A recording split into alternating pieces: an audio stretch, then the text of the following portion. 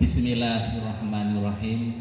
Assalamualaikum warahmatullahi wabarakatuh.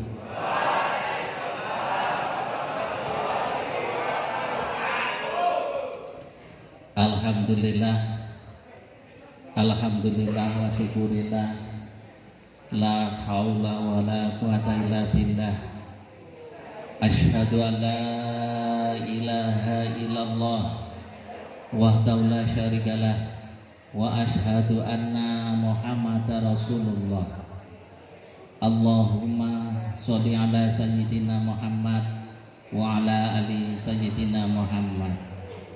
Rabbi shrah li sadri wa yassir li amri wahlul 'uqdatam min lisani yafqahu qawli. Amin.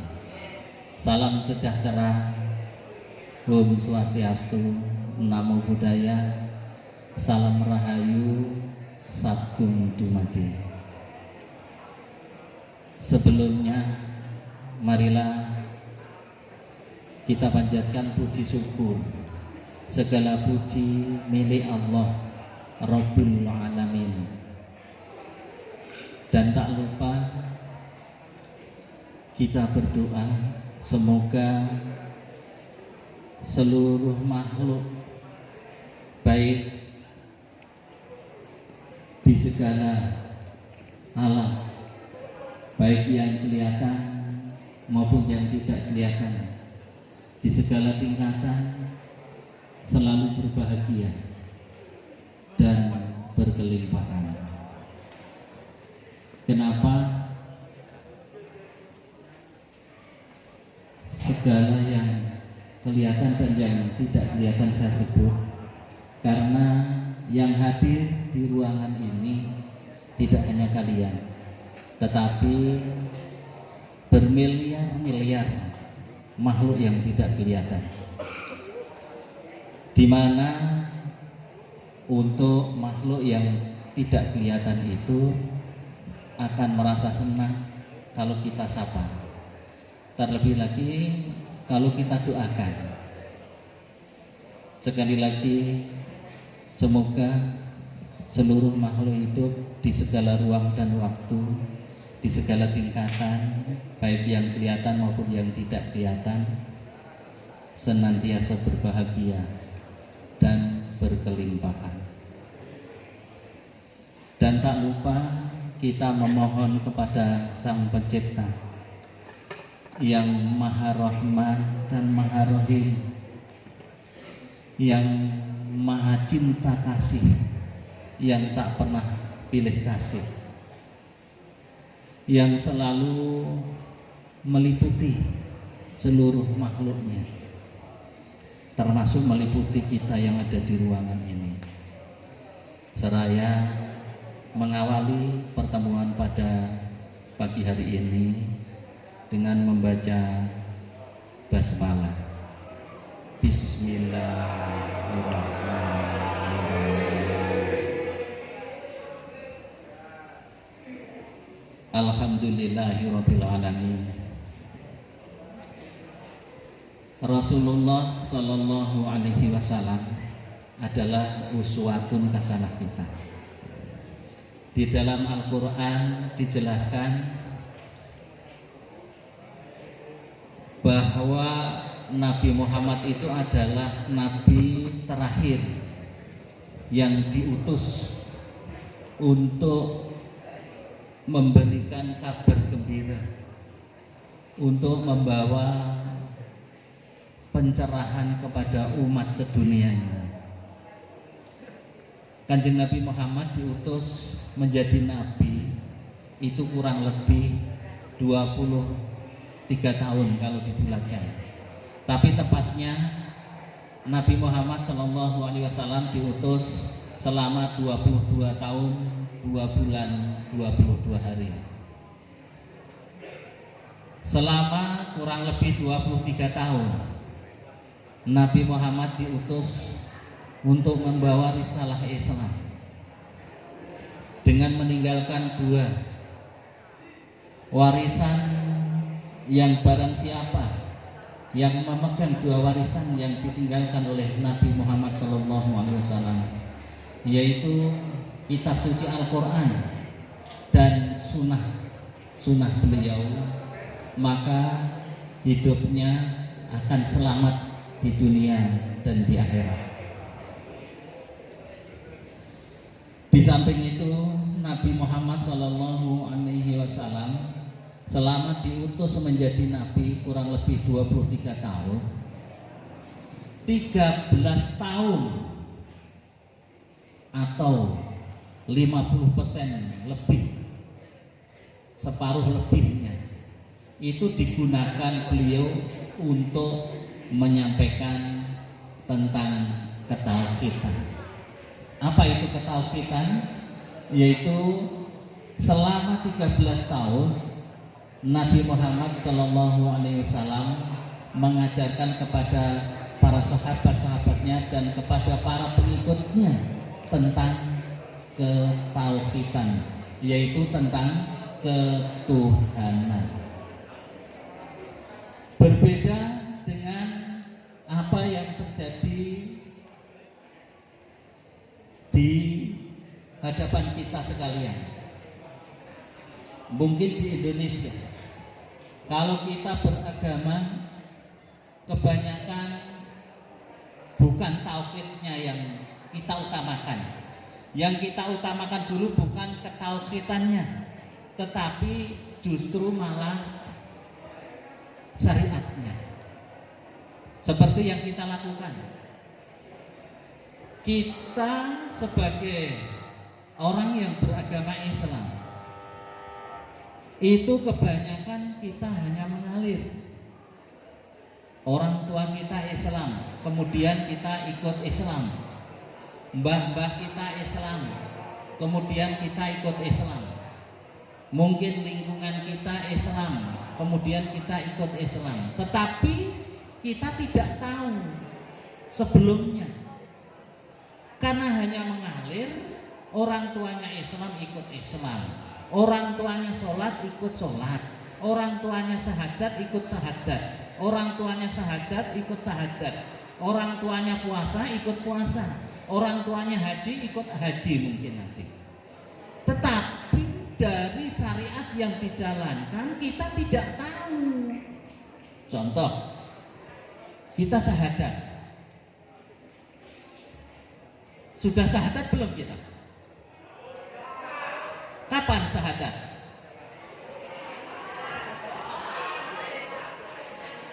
Kapan kalian syahadat? Waktu sholat at-tahiyat. Iya, betul. Akan tetapi yang namanya syahadat itu kan merupakan awal, kesaksian awal yang kita baca pada waktu kita akan masuk Islam. Lah kalian sudah belum melakukan itu? Sudah belum? Kalau cara beragama kita itu hanya mengalir, orang tua kita Islam, kemudian kita ikut Islam, bapak ibu kita Islam, mbah-mbah kita Islam, kemudian kita ikut Islam, kemudian nak kamu harus beriman kepada Allah, kita nurut. Nak, kamu harus sholat, kamu harus ke masjid, kita nurut. Tetapi kita tidak tahu apa artinya perintah sholat, apa artinya perintah syahadat, apa artinya perintah zakat, puasa. Kita hanya sekedar menjalankan, tetapi tidak diawali dari pengertian, tidak diawali dari ketauhidan, tidak diawali dari mengenal Tuhan dulu. Makanya pada kesempatan hari ini saya akan memberi judul pertemuan kita pada hari ini dengan judul di akhir pertemuan kita. Kenapa di akhir pertemuan kita? Karena kalian 2,7 bulan yang lalu kalian diawali dari masuk ke SMP Negeri 2 Wonogiri ini dengan cara mendaftar. Setelah itu kalian diterima, diawali dari kelas 7, kemudian kelas 8, kemudian kelas 9. Sebentar lagi kalian sudah harus meninggalkan SMP Negeri 2 Wonogiri ini. Oleh karena itu, berkaitan dengan judul yang kami sampaikan tadi, di akhir pertemuan kita, yang dimaksud kita siapa? Yang dimaksud kita siapa? Ya kita ini. Mungkin dengan Bapak Ibu guru juga, dengan staf dan karyawan. Karena apa? Kalian sebentar lagi harus meninggalkan SMP Negeri 2 Wonogiri ini karena sudah lulus. Oleh karena itu, di akhir pertemuan kita yang saat ini ngepasi dengan bulan Ramadan, ngepasi dengan siam, dengan saum, saya akan memberikan bekal kepada kalian, bekal ketauhidan, bekal ketuhanan. Apa pentingnya, Pak? Bekal ketuhanan. Karena bekal ketuhanan itulah nanti yang akan menjadi modalmu dalam menapai perjalanan hidup selanjutnya, termasuk dalam konsekuensi menjalankan ajaran agama ini. Lihat saya. Yang akan saya sampaikan kepada kalian ini adalah ilmu yang mahal, ilmu yang sangat bermanfaat untuk tujuan hidupmu dalam menjalani kehidupan ini sampai kembali lagi kepada Allah. Ingat, lihat saya, awalnya kita dari Allah dan akan kembali kepada Allah. Maka untuk mensukseskan perjalanan kita dari awal kepada Allah menuju Allah, sebagaimana yang diiktibarkan oleh Rasul, sebagaimana yang disuri toladankan oleh Rasul, sebagaimana yang dicontohkan oleh Kanjeng Nabi Muhammad SAW, dalam beragama ini kita mutlak harus mengenal Allah lebih dulu, sebagaimana yang disampaikan oleh Nabi Muhammad dalam hadis qudsinya, awaluddin ma'rifatullah. Pertama kali kita beragama itu adalah mengenal Allah dulu. Coba dilihat, kita review kita sendiri masing-masing. Apakah kita pada saat masuk Islam ini kita sudah mengenal Allah sebagaimana yang dicontohkan oleh Rasulullah? Awaluddin ma'rifatullah. Pertama kali kita beragama adalah kita itu harus mengenal Allah dulu. Nek kita itu belum mengenal Allah, terus bagaimana kita mau menjalankan syariatnya yang diajarkan oleh Allah kepada Kanjeng Nabi, yang konon itu harus kita laksanakan. Coba yang paling belakang, lihat saya. Kita melaksanakan sholat 5 waktu, mulai dari isya, subuh, duhur, asar, maghrib, 5. Tetapi kalau itu tidak diawali dari mengenal Allah dulu, lah sholat kita itu menyembah siapa? Menyembah siapa? Selama ini kamu menyembah siapa? Menyembah siapa? Menyembah Allah. Allah itu siapa? Allah Tuhan. Kalau kamu sholat kemudian kamu hanya menyembah Allah, kamu melakukan kezaliman besar, kamu melakukan kesirikan. Loh, kok syirik? Bukannya kita sholat itu menyembah Allah? Iya, tapi kalau kamu menyembah Allah tetapi kalian belum tahu Allah, berarti yang kamu sembah itu adalah nama Allah, bukan diri Allah. Paham? Wah, berarti selama ini yang saya sembah itu ya namanya, Pak. Kalau memang kita belum tahu Allah, tidak diawali dari awaluddin ma'rifatullah, belum kenal dengan Allah, berarti yang kita sembah itu adalah angan-angan. Kita menyembah Allah, padahal Allah yang kita sembah itu hanya nama. Berarti kita melakukan kezaliman terhadap diri kita masing-masing, termasuk juga melakukan kezaliman yang besar kepada Allah, melakukan kesyirikan. Lah harusnya bagaimana, Pak? Harusnya kita harus mengenal Allah dulu, baru melaksanakan sholat. Waduh. Nah terus caranya piye, Pak? Supaya kenal dengan Allah itu bagaimana?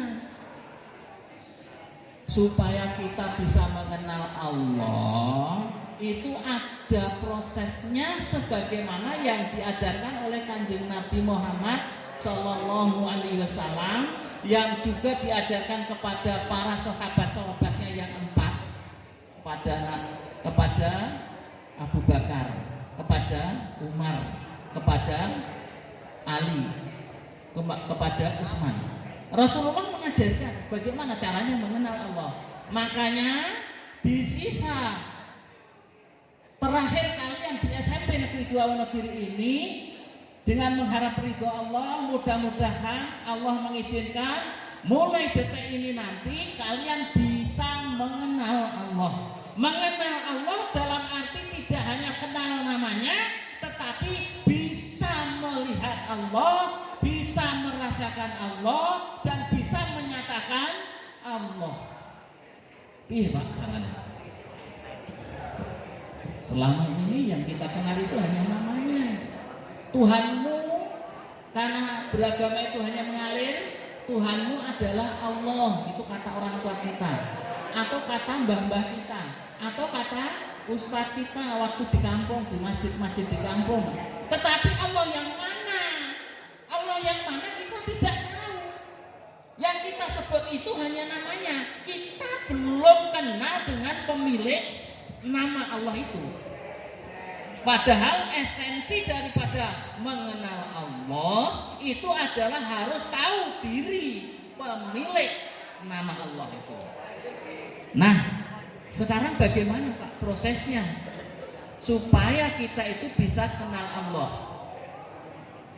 Untuk mengenal Allah sebagaimana yang diajarkan oleh Rasulullah Shallallahu Alaihi Wasallam, kita harus mengacu kepada hadis qudsi yang pernah disampaikan oleh Kanjeng Nabi Muhammad Sallallahu Alaihi Wasallam.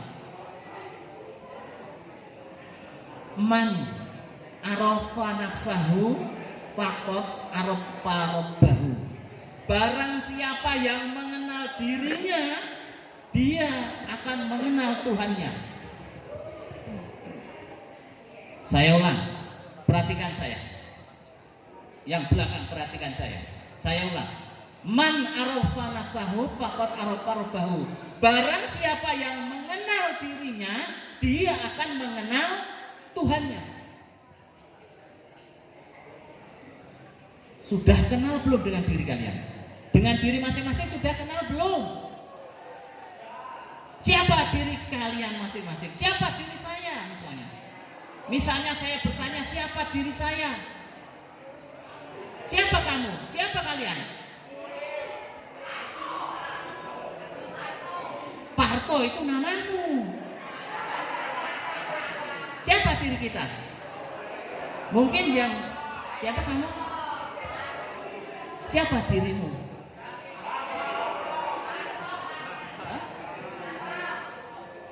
Enggak tahu. Karena belum kenal dengan Allah. Jadi untuk kenal dengan Allah itu kita harus mengenal diri. Siapa diri kita yang sesungguhnya? Siapa diri saya yang sesungguhnya itu? Dan untuk bisa mengenal diri, perhatikan, supaya kita bisa mengenal diri, kita harus ngerti asal usul kejadian kita. Dari mana kita? Kalau yang diabadikan di dalam Al-Quran surat Al-Mu'min manusia itu diciptakan oleh Allah dari min sulalatin mintin, dari saripati tanah. Jadi asal usul kejadian kita itu adalah dari min sulalatin mintin, dari saripati tanah. Bukan berarti kita ini dibentuk dari tanah kemudian jadi kita ini, bukan. Tetapi kita diciptakan dari min sulalatin mintin, dari saripati tanah, itu adalah melalui proses perjalanan yang dijalankan oleh Allah. Bagaimana Pak prosesnya? Yang pertama, seluruh makanan yang dimakan oleh orang tua kita itu semuanya adalah berasal dari tumbuh-tumbuhan yang tumbuh di tanah. Betul? Seluruh tumbuh-tumbuhan yang dimakan oleh orang tua kita yang ditumbuh di tanah, itu makanan yang dimakan oleh tumbuh-tumbuhan tersebut adalah dari saripati tanah. Dari saripati tanah diperjalankan oleh Allah menjadi tumbuh-tumbuhan. Jadi tumbuh-tumbuhan dimakan oleh calon kedua orang tua kita. Setelah tumbuh-tumbuhan dimakan oleh kedua orang tua kita yang berupa sayur-sayuran, berupa buah-buahan, berupa biji-bijian, kemudian dicerna. Setelah masuk ke lambung dicerna.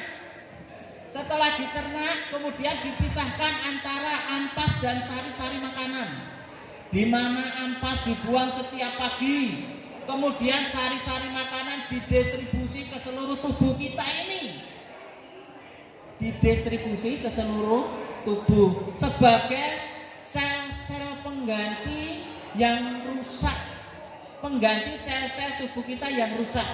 Kemudian di antara sari makanan tadi ada yang sampai ke tulang sulbi. Untuk yang bapak jadilah yang namanya sel sperma. Kemudian untuk yang ibu jadilah yang namanya ovum atau sel telur. Kemudian bapak ibu kita melakukan hubungan, maka terjadilah pertemuan antara sel sperma dan sel telur.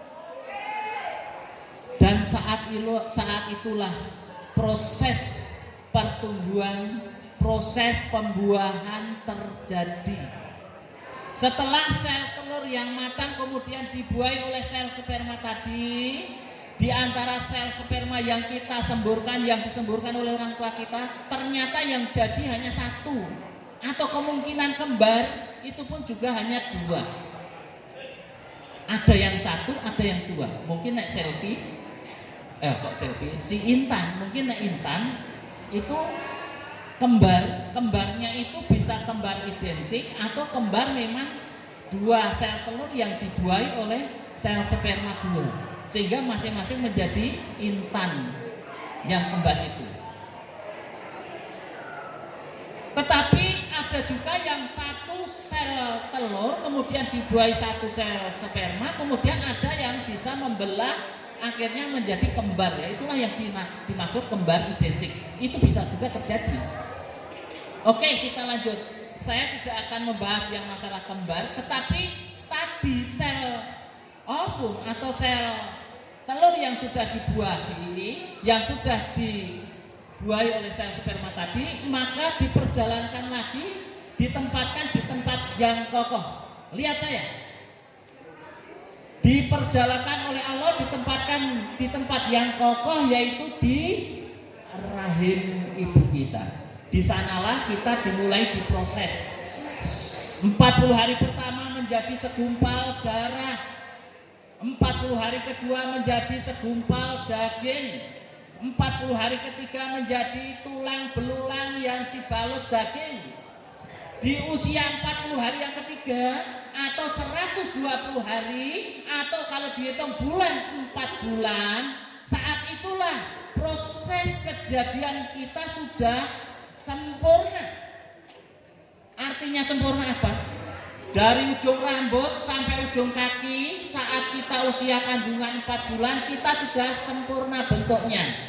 Ada kepalanya, ada matanya, ada hidungnya, ada telinganya, ada mulutnya, ada lehernya, ada kedua bahunya, ada badannya, ada tangan keduanya, ada jari-jari, ada kaki jari-jari dan kaki jari-jari kaki. Yang terakhir ada kelaminnya. Lanang apa itu?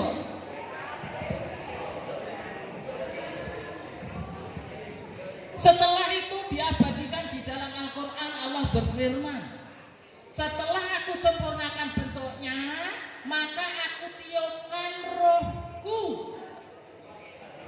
Ingat, setelah kejadian kita proses perjalanan tadi sempurna, Allah berfirman, saya ulang, perhatikan saya, lihat saya. Setelah aku sempurnakan bentuknya, maka aku tiupkan rohku. Yang ditiupkan roh siapa? Roh Allah ke dalam janin yang sudah sempurna bentuknya tadi. Dan saat roh kita ditiupkan, akan ditiupkan ke dalam janin tadi, juga diabadikan di dalam Al-Quran. Roh yang akan ditiupkan tadi dijanji oleh Allah. Apa janji Allah terhadap roh yang akan ditiupkan pada waktu kita diproses?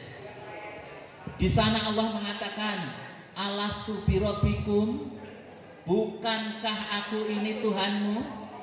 Roh menjanji kepada roh yang akan ditiupkan tadi.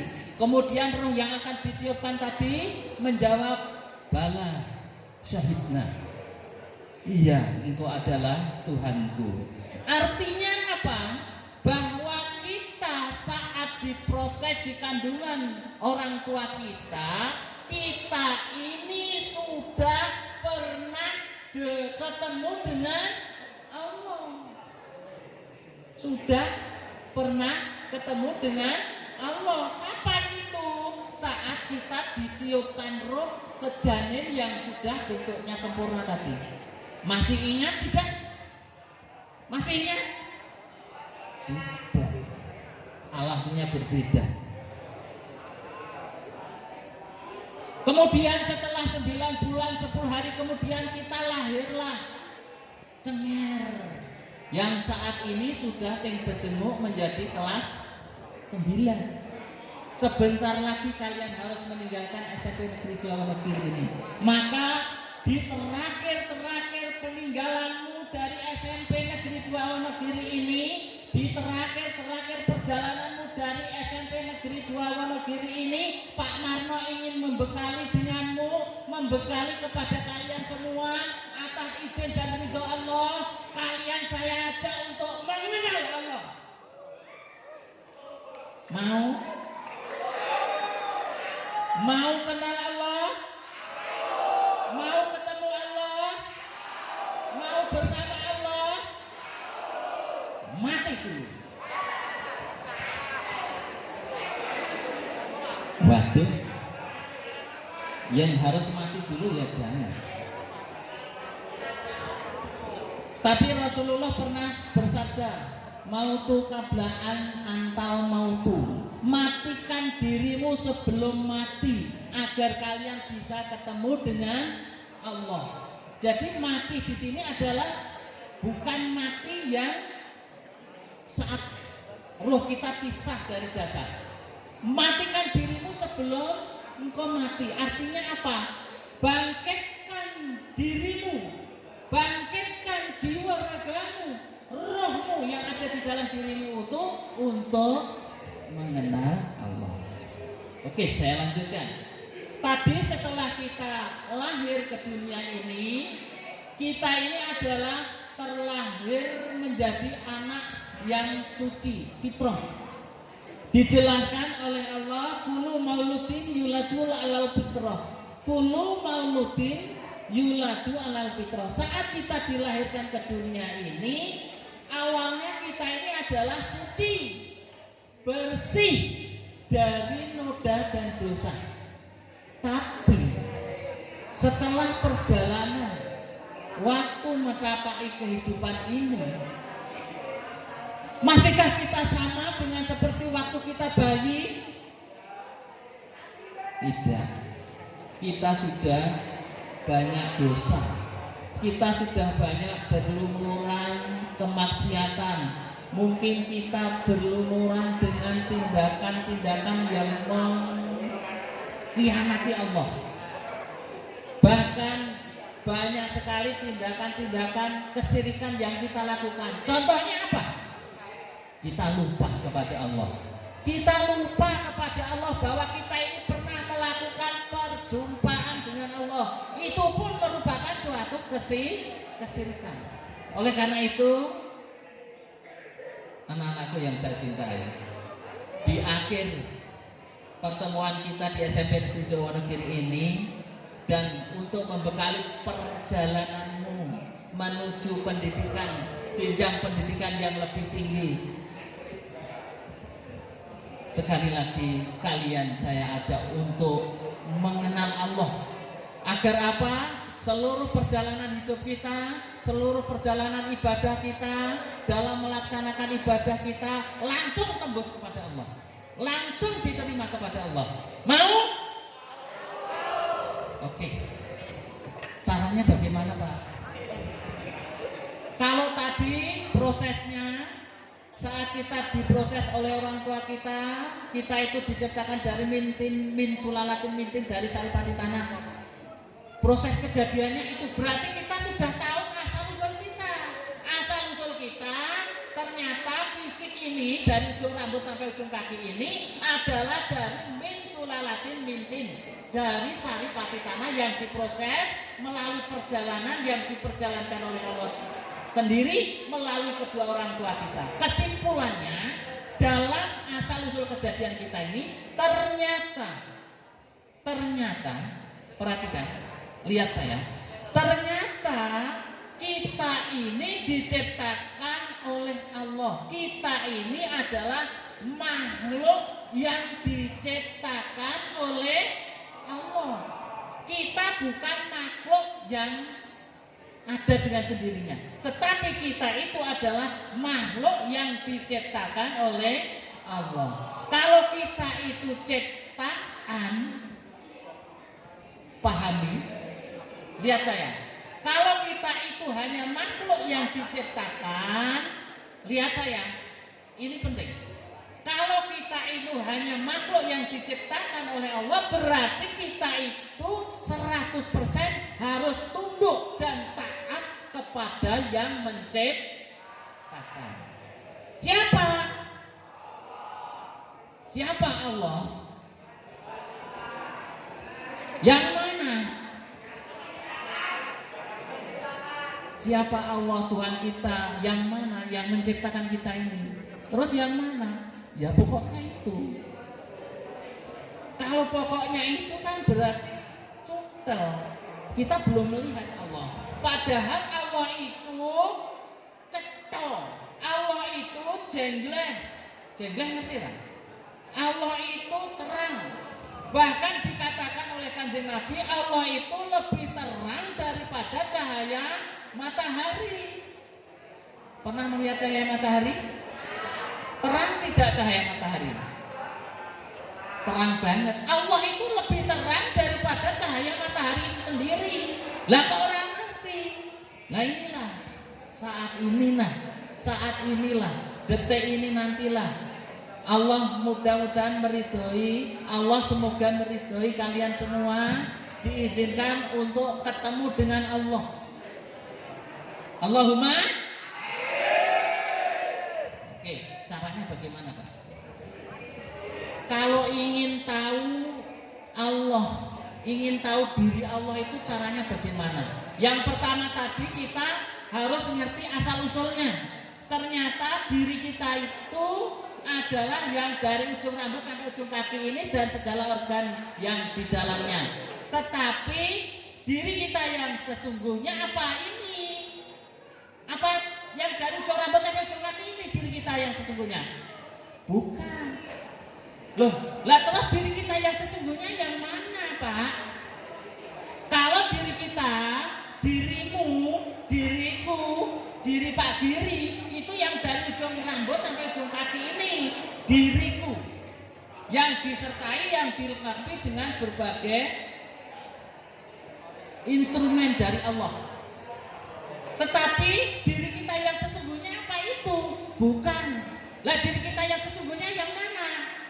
yang tadi ditiupkan oleh Allah. Alastu birabbikum, saat ditiupkan dijanji oleh Allah, alastu birabbikum, bukankah aku ini Tuhanmu? Bala sahibna, iya engkau adalah Tuhanku. Berarti diri kita yang sesungguhnya itu yang mana? Roh yang ditiupkan oleh Allah tadi, itulah diri kita yang sesungguhnya. Oke, saya ulang. Lihat saya. Lihat saya. Diri kita yang sesungguhnya adalah bukan yang jasad yang kelihatan ini, tetapi diri kita yang sesungguhnya adalah roh yang ditiupkan oleh Allah ke dalam janin kita. Dengan roh itulah kita bisa terlahir ke dunia ini. Dengan roh itulah kita bisa sampai duduk di aula ini sampai saat ini. Berarti diri kita yang sesungguhnya adalah roh itu. Bisakah kita duduk di sini kalau tidak ada roh yang menghidupi kita itu? Bisa tidak? Tidak. Jadi roh itulah yang menghidupi kita, yang menggerakkan kita, yang membesarkan kita dari dulu lahir kecil, kemudian sekarang sudah sebesar ini. Roh itulah jati diri kita. Itu yang pertama yang harus kita ketahui. Kita harus mengenal jati diri kita. Yang pertama adalah mengerti asal usul kejadian kita. Kemudian yang kedua, setelah kita mengetahui asal usul kejadian kita, apa pertanyaan yang berikutnya? Setelah kita mengetahui asal usul kejadian kita, untuk apa kita ini dilahirkan? Untuk apa? Hah? Menyembah Allah. Allah yang mana? Ya Allah yang menciptakan saya, Pak. Belum jelas. Allah itu yang mana? Nanti sebentar lagi. Allah yang kita sembah.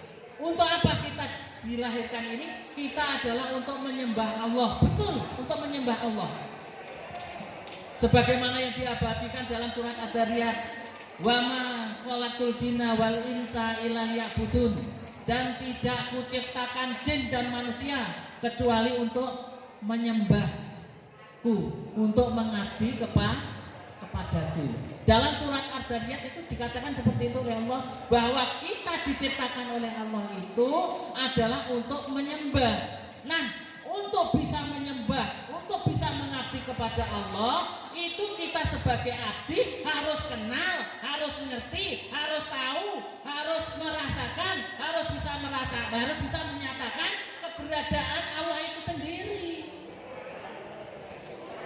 Nek nyembah, nek ngabdi kepada Allah, tetapi kita tidak tahu Allah, tidak tahu diri Allah, bisakah kita menyembah? Bisa jadi yang kita sembah itu adalah hanya angan-angan. Lantas bagaimana Pak caranya kita itu mengetahui diri Allah? Perhatikan, lihat saya. Tadi yang ditiupkan pada waktu kita diproses di kandungan tadi siapa? Roh Allah. Roh Allah. Berarti yang ada di dalam diri kita itu adalah roh Allah. Dengan roh Allah inilah kita bisa hidup. Dengan roh Allah inilah kita bisa beraktivitas. Dengan roh Allah inilah kita bisa melihat. Dengan roh Allah inilah kita bisa mendengar. Dengan roh Allah inilah kita bisa bernapas. Dengan roh Allah inilah kita bisa berkata-kata. Dengan roh Allah inilah kita bisa berjalan. Dengan roh Allah lah kita bisa berdiri. Dengan roh Allah lah kita bisa duduk. Dengan roh Allah lah kita bisa berbaring. Dengan roh Allah lah kita bisa beraktivitas. Berarti Allah yang mana? Allah yang mana? Allah itu adalah yang hidup. lihat saya, lihat saya, lihat saya. Bisakah kalian itu saat ini merasakan hidup? Jawab. Bisakah kalian saat ini merasakan hidup? Kalian hidup atau mati? Kalian bisa mengerti bisa membedakan antara yang mati dan yang hidup? Kalian saat ini hidup atau mati? Kalian bisa merasakan hidup? Hidup itulah Allah.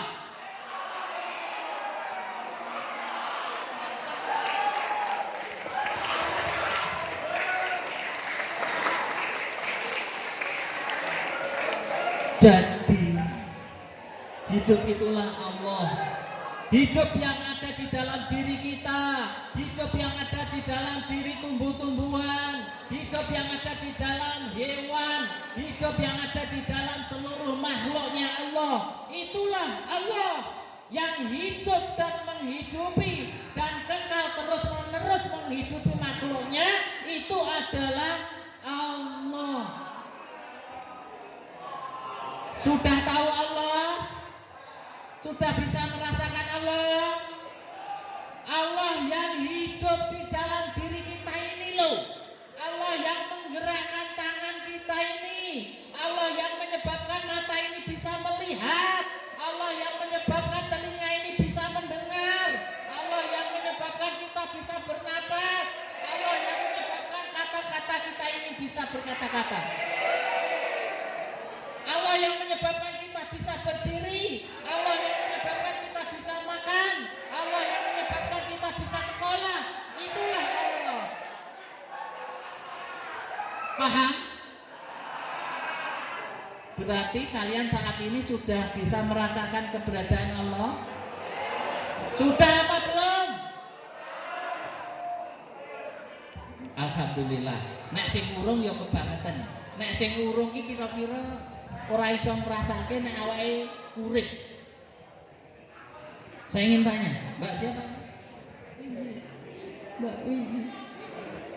Mbak Windy, kamu hidup atau mati? Hidup. Bisa merasakan hidup? Bisa. Buktinya kalau kamu hidup apa? Bisa mendengar, bisa melihat, bisa berbicara, bisa nafas. Oke, diantaranya kita hidup itu. Hidup itu adalah Allah. Buktinya kalau hidup Allah apa Pak? Diabadikan dalam surat Al-Baqarah ayat 255. Kalian sudah hafal? Mungkin sebagian sudah hafal. Pernah baca ayat kursi?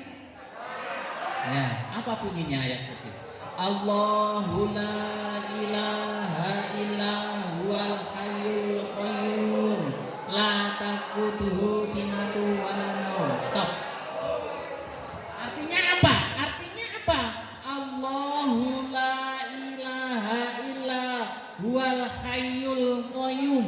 Allah tidak ada Tuhan selain Dia yang hidup berdiri sendiri, mengurus makhluknya.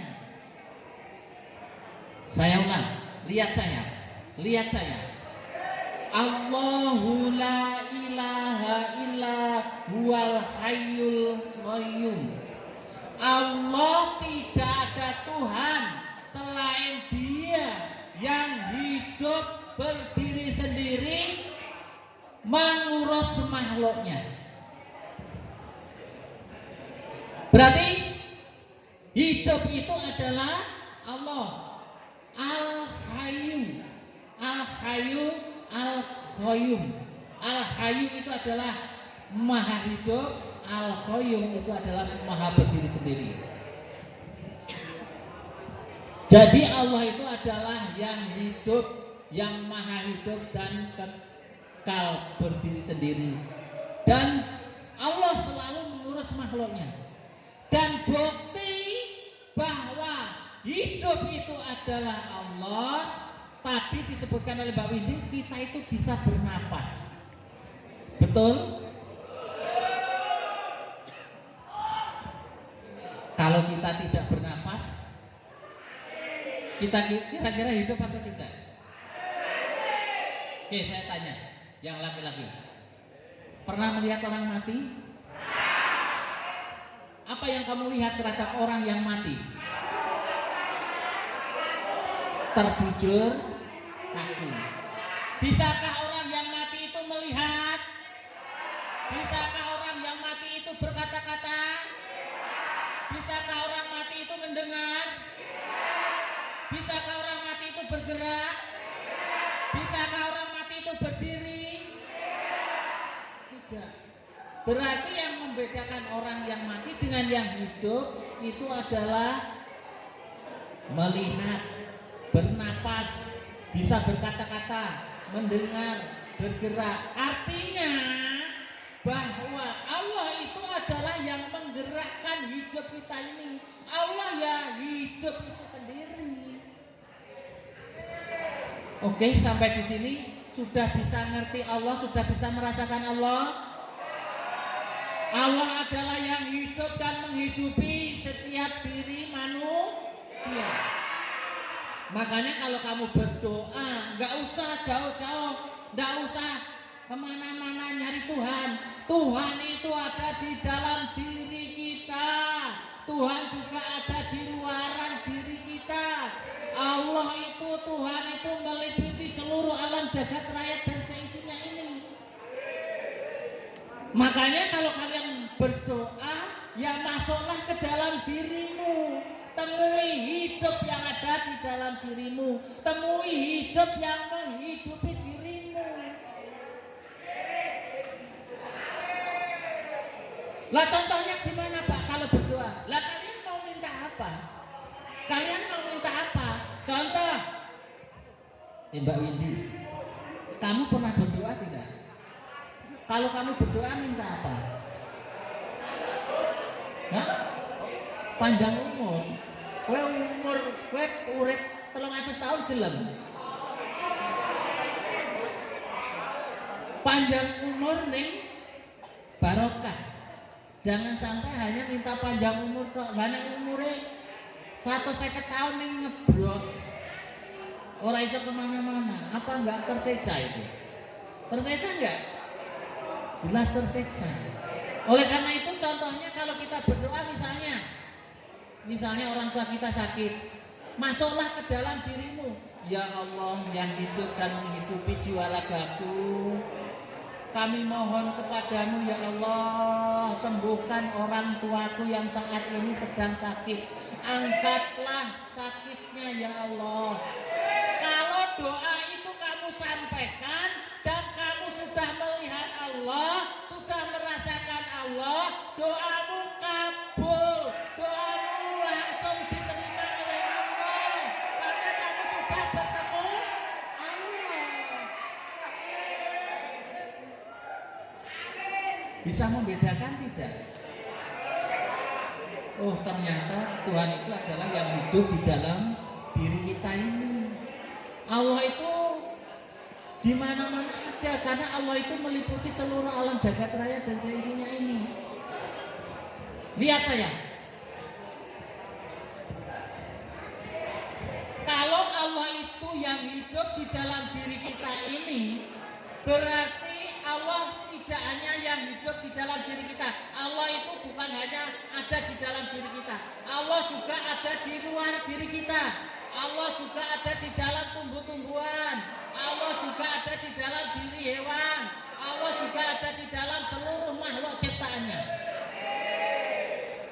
Bahkan diabadikan di dalam Al-Quran yang menjadi informasi yang bisa kita buktikan. Kepunyaan Allah lah timur dan barat. Kepunyaan Allah lah timur dan barat. Kemanapun kamu menghadap, disitulah wajahku, wajah Allah. Saya ulang, lihat saya. Kemanapun kamu di kepunyaan Allah lah timur dan barat. Kemanapun kamu menghadap, disitulah wajah Allah, wajahnya Allah. Artinya gini, kalau Kalau saya menghadap ke barat, ke timur, ke selatan, saya menghadap Allah. Saya menghadap ke utara, saya menghadap Allah. Saya menghadap ke barat, saya menghadap Allah. Saya menghadap ke timur, saya menghadap Allah. Saya menghadap ke atas, saya menghadap Allah. Saya menghadap ke bawah, saya menghadap ke Allah. Karena Allah itu adalah meliputi seluruh alam jagat raya dan seisinya itu. Kesimpulannya, berarti Allah itu yang mana? Allah itu ya yang ini. Yang mana, Pak? Yang ini. Tak baleni, orang cetok. Kepunyaan Allah lah timur dan barat. Paham? Timur karo barat paham? Kepunyaan Allah lah timur dan barat. Kemanapun kamu menghadap, kamu itu siapa? Kita itu. Kemanapun kamu menghadap, disitulah wajahnya Allah. Berarti Allah mana? Ya ini loh. Paham? Paham? Allah yang mana? Yang ini. Alam kosong ini loh. Allah. Jarak antara saya dan indinya dalam kosong tidak? Iya apa alam kosong? Jarak antara saya dan indinya dalam kosong tidak? Inilah alam inilah.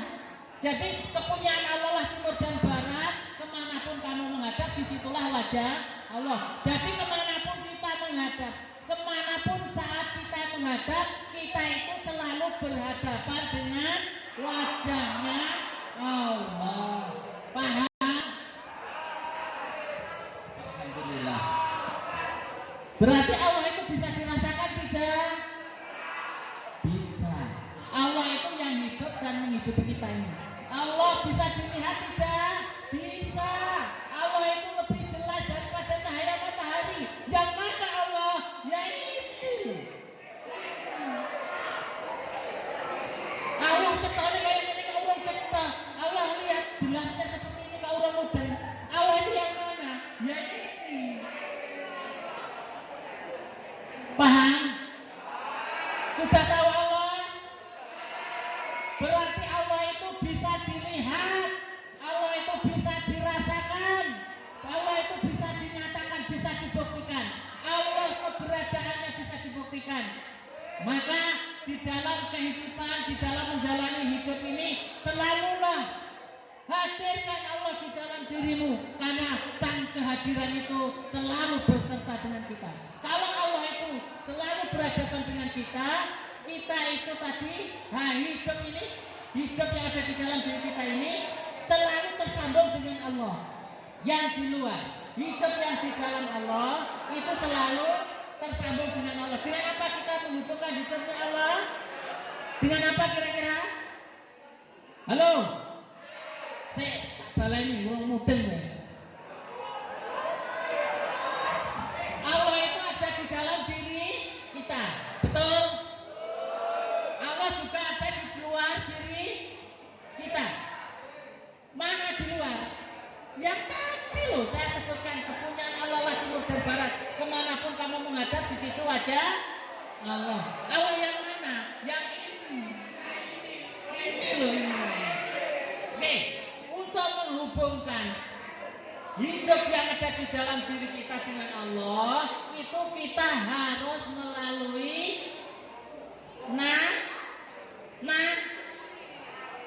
napas ini. Napas yang kita hirup itulah Allah.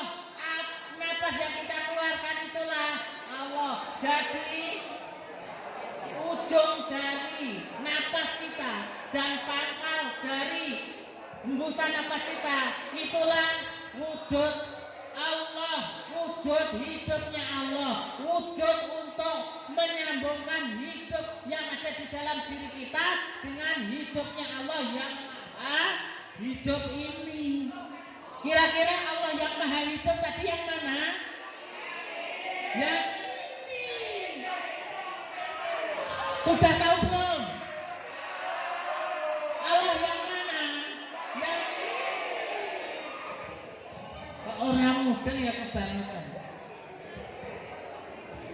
Alhamdulillahirabbil alamin.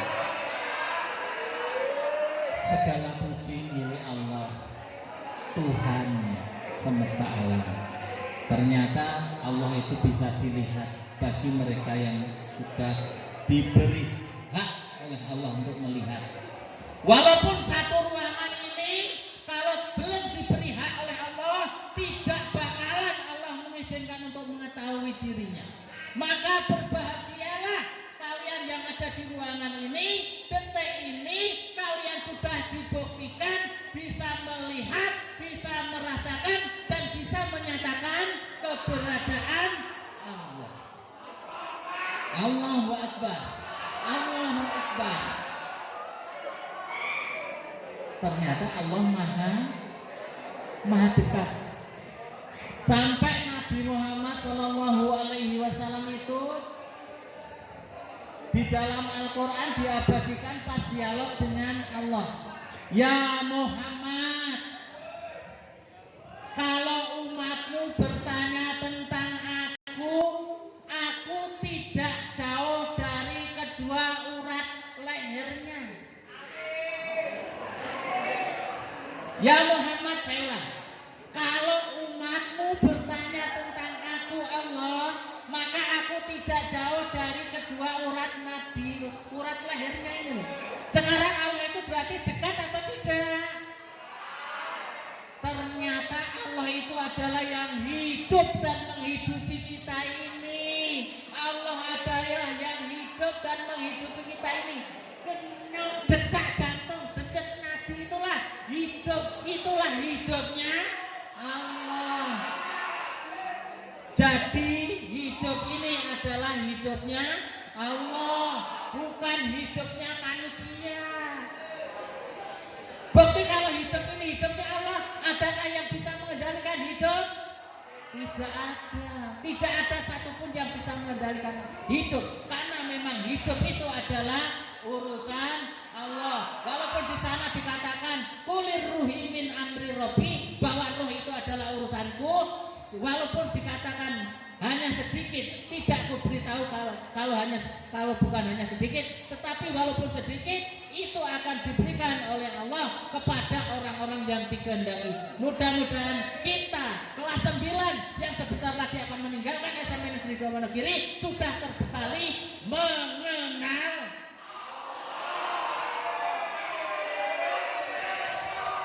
Oke. Kalau kita sudah mengenal Allah, langkah berikutnya kita tadi tugasnya adalah mengabdi kepadanya. Tugas kita yang ditugaskan oleh Allah, misi Allah mengutus kita, misi Allah menyuruh kita hidup di dunia ini adalah dikatakan di dalam Al-Quran, kita adalah sebagai khalifatullah fil ard, sebagai wakilnya Allah, sebagai tangan panjangnya Allah, sebagai utusannya Allah, sebagai pesuruhnya Allah. Untuk apa?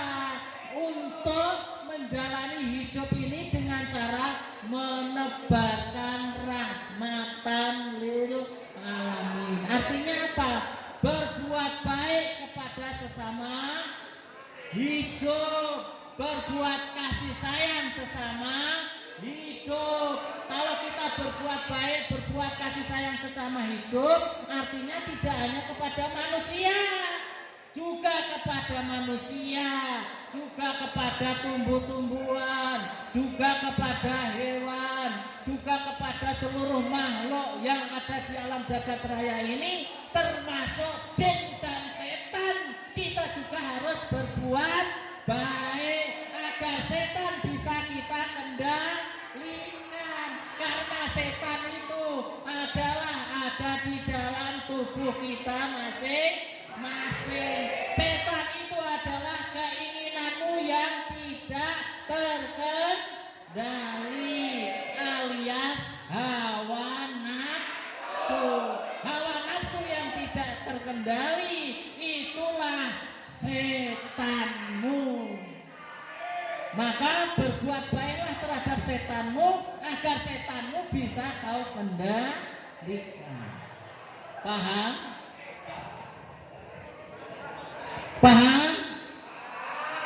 Selanjutnya, setelah kita ini mempunyai menjalankan misi Allah mengabdi kepadanya sebagai rahmatan lil alamin, nek wong Jawa ngarani hamem ayu hayuning bawana, berbuat kebaikan terhadap seluruh alam jagat raya ini. Agar apa? Agar perjalanan kita nanti bisa kembali kepada Allah. Kita awalnya dari Allah dan akan kembali kepada Allah. Sewaktu-waktu kita meninggal, sewaktu-waktu kita di punduk Allah, kita tidak sedih lagi, tidak susah lagi, tidak takut lagi, karena kita sudah tahu Allah. Allah yang mana? Yang Allah yang mana? Yang hidup di dalam diriku. Allah yang mana? Yang menghidupi seluruh makhluk. Allah yang mana? Yang ini. Kita tidak takut lagi mati. Mati walaupun nanti akan kita alami, tapi kita tidak takut mati. Karena kalau kita mati, jelas kita sampai kepada Allah. Kita kembali kepada Allah karena kita sudah tahu Allah. Allah yang mana? Yang paham? Saya akan cerita. Di alam ini, di alam yang tidak kelihatan ini, sebentar, perhatikan. Perhatikan yang lama, yang laki-laki. Perhatikan yang belakang, lihat saya, lihat mana. Di alam yang tidak kelihatan ini bermiliar-miliar makhluk yang gentayangan. Bermiliar-miliar roh yang gentayangan, yang dia tidak tahu rimbanya, dia tidak bisa kembali kepada Sang Pencipta, dia tidak kembali kepada yang ini tadi. Karena apa? Pada waktu hidupnya dia tidak mau mengikuti ajaran yang diajarkan kepada para nabi dan kepada para rasul, sehingga dia tidak tahu Allah. Setelah meninggal dunia, maka matinya rohnya genta. Sampai saat ini bermiliar-miliar roh gentayangan.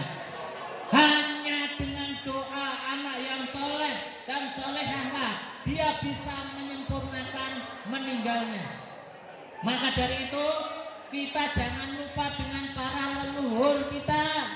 Kita berada di sini itu adalah karena bapak ibu kita. Bapak ibu kita berada karena nenek-nenek kita. Nenek-nenek kita berada karena mbah-mbahnya yang dulu-dulu. Oleh karena itu kita jangan lupa kepada para leluhur kita.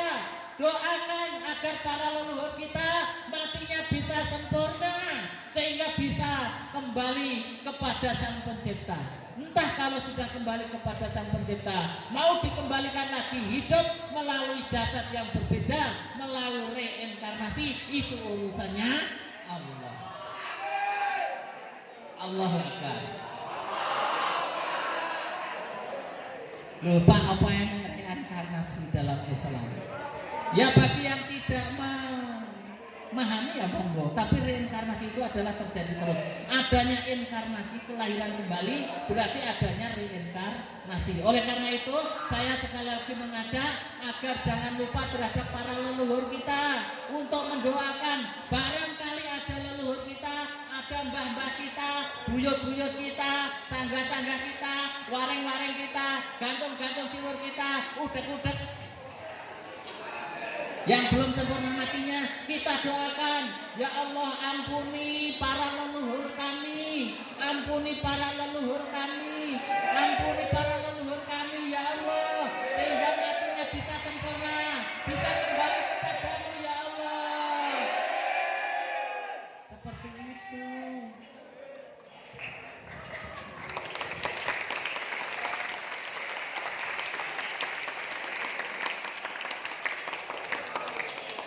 Kenapa harus begitu? Karena DNA mbah-mbah kita yang dulu, DNA para leluhur kita yang dulu, itu juga ada di dalam tubuh kita ini.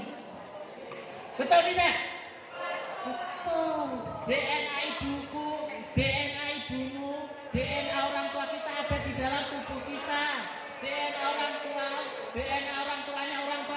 juga ada di dalam tubuhnya ibu kita, kemudian diturunkan kepada kita. Maka di dalam tubuhmu ada sel DNA dari para leluhurmu. Sudah barang tentu kamu punya kewajiban untuk mendoakan beliau-beliau yang sudah meninggal. Paham? Mulai sekarang, perhatikan Pak Mano. Mulai sekarang kalian adalah menjadi anak yang soleh-solehah. Amin. Mulai sekarang kalian adalah menjadi anak yang soleh-solehah. Amin. Kenapa menjadi anak soleh-solehah? Karena kalian sudah tahu Allah, sudah mengenal Allah, bisa melihat Allah, bisa merasakan Allah, bisa menyatakan Allah, dan bisa membuktikan bahwa Allah itu ada. Oke.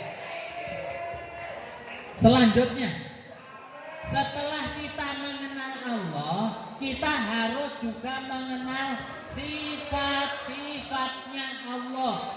Sifat-sifatnya Allah itu sebagaimana yang pernah diajarkan oleh guru agama, yang pernah diajarkan oleh guru agama kita. Sifat Allah itu ada 20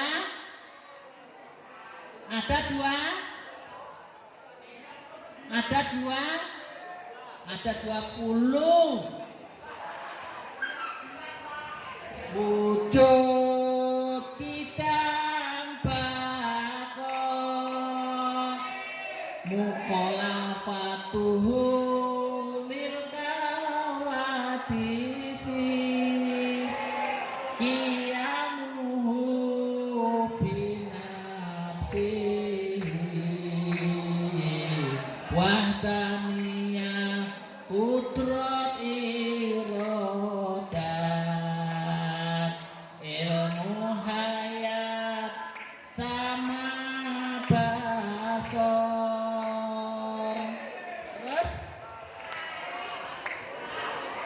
Terus qadiran muridan hayatan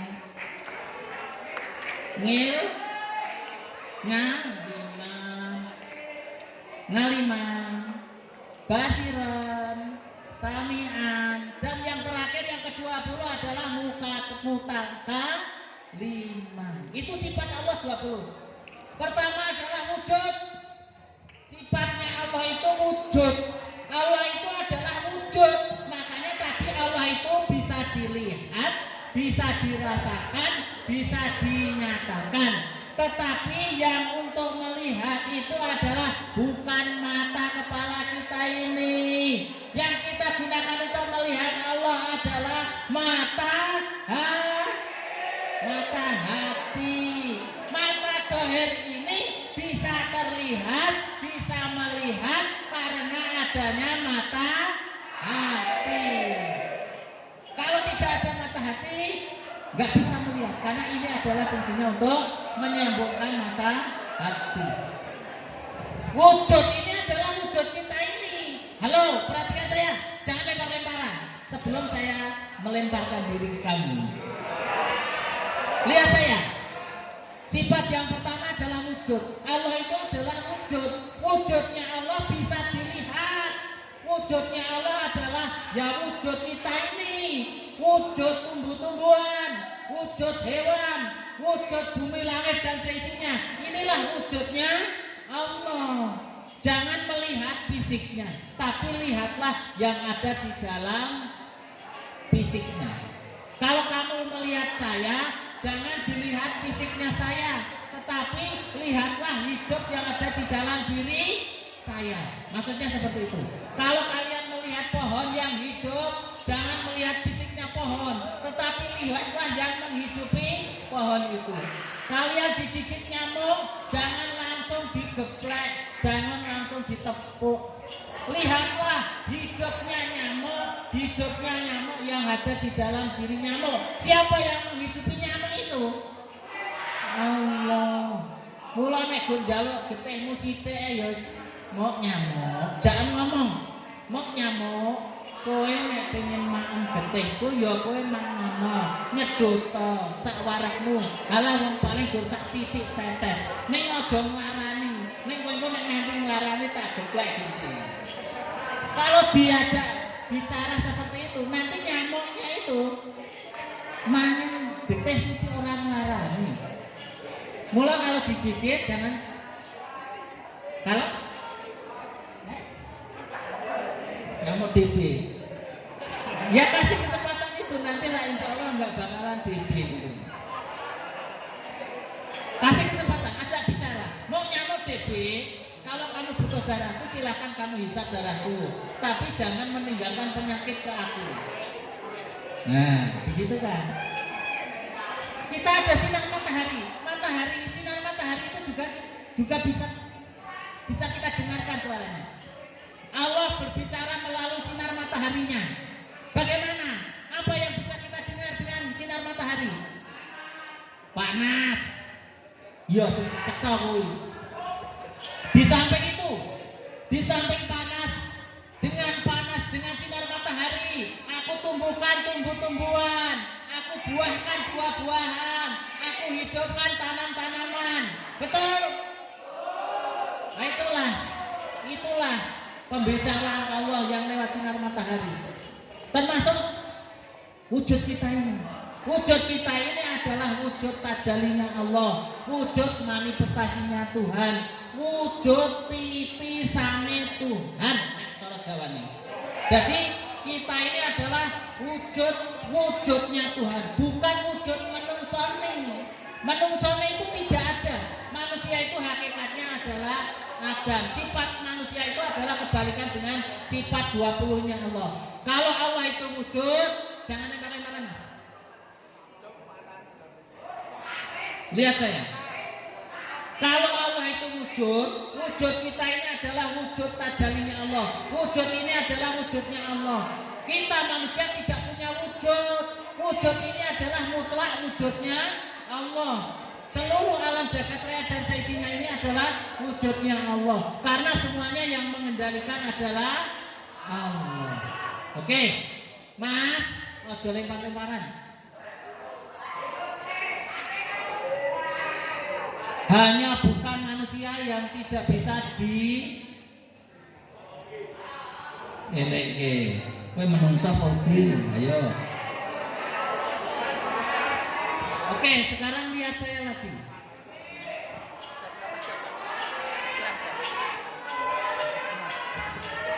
Oke, sekarang implementasinya terhadap aplikasi dalam kehidupan kita bagaimana? Setelah kita mengenal Allah, harus bagaimana?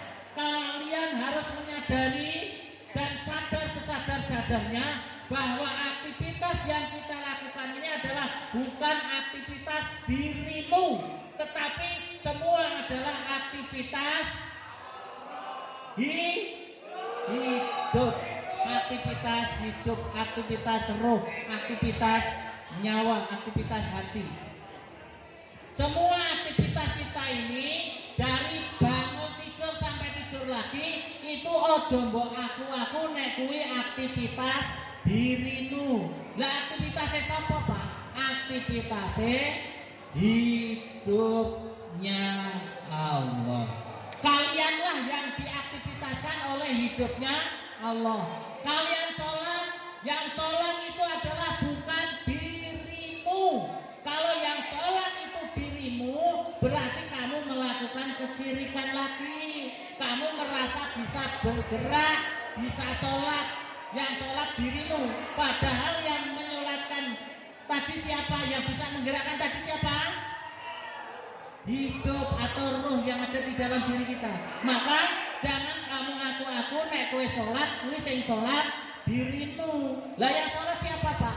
Yang sholat itu adalah hidup yang menyolatkan jasad kita ini, sehingga terhadap alam pelaksanaan sholat ojo pisan-pisan kowe mengharapkan pahala. Wong sing menyolatkan dirimu, sing menyolatkan jasadmu ki bukan dirimu, bukan fisikmu ini. Justru fisikmu itulah yang disolatkan oleh Yang Maha Hidup. Paham? Termasuk kalau kalian sedekah, kalau kalian bayar zakat, itu adalah bukan dirimu yang bayar, bukan dirimu yang sedekah, tetapi hidup. Allah hakikatnya adalah semua yang menggerakkan, semua yang mengaktivitaskan itu adalah Allah. Kalau semua, lihat saya, sebelum saya tutup, kalau semua aktivitas yang kita lakukan itu sudah tidak kita aku sebagai aktivitas dirimu, diri kita, maka segala aktivitas itu adalah aktivitasnya Allah, maka akan dihitung sebagai amal solehmu, amal soleh kita. Paham? Jadi jangan sekali-kali mengaku-ngaku bahwa kita yang sholat, jangan sekali-kali mengaku bahwa kita yang sedekah, jangan sekali-kali kita yang zakat, jangan sekali-kali mengaku kita yang berpuasa. Yang berpuasa itu adalah hidup yang di dalam diri kita, yang mengajari terhadap diri kita ini dalam rangka mengabdi kepada Allah, dalam rangka mengabdi kepada Allah, yang nanti akan dimintai pertanggungjawaban. Kesimpulan yang terakhir, bahwa yang ada di dalam diri kita ini, setiap diri manusia itu ada 3 unsur. Yang pertama adalah nur Allah, yang kedua nur Muhammad, yang tadi saya sebut ruh tadi, kemudian yang ketiga adalah nur insan. Nur insan ini di dalam agama Arab disebut nafs. Kalau di dalam Jawa disebut, bahasa Indonesia disebut jiwa. Kalau yang bahasa Jawa disebut nyawa. Itulah 3 unsur yang ada di dalam diri kita. Nur insan, nur Muhammad, nur Allah. Itu adalah tunggal, itu adalah esa, itu adalah satu. Itulah cara kita bertuhan kepada Allah, kepada Tuhan yang Maha Esa, yang diabadikan di dalam Pancasila. Sila pertama, kita caranya bertuhan adalah dengan cara berketuhanan yang Maha Esa, yang Maha Esa. Artinya apa? Antara Allah, antara Nur Muhammad, antara Allah, antara roh dan antara jiwa kita adalah satu. Kita selalu hidup kepada Allah dengan tersambung melalui nafas kita. Maka untuk mempertebal kita, mempertebal penghayatan kita dalam rangka menghadirkan Allah, dalam rangka kehadiran Tuhan, dalam rangka menyatukan diri kepada Tuhan, kita selalu sadar napas, selalu eling lan waspada, eling napas kita, bahwa napas kita itu adalah keluar masuknya itu adalah termasuk zikir kita, termasuk zikir kita. Pada waktu kita menghirup itu adalah kita kemudian pada waktu kita menghembuskan napas, Allah. Selalulah kalian ingat kepada Allah dengan ingat kepada napas Anda, bahwa napas yang keluar masuk ini adalah sebagai tali penghubung antara hidup kita dengan hidupnya Allah. Paham? Yang terakhir sebelum kami tutup, dengan bekal mengenal Tuhan, saya doakan semoga kelas 9 yang sebentar lagi akan meninggalkan SMP Negeri 2 Wonogiri selalu berbahagia, selalu berkelimpahan dalam keadaan iman dan takwa kepada Allah Subhanahu wa Ta'ala. Dan akhirnya mari kita akhiri dengan bacaan hamdalah bersama-sama. Alhamdulillah. Demikian akhir kalam. Assalamualaikum.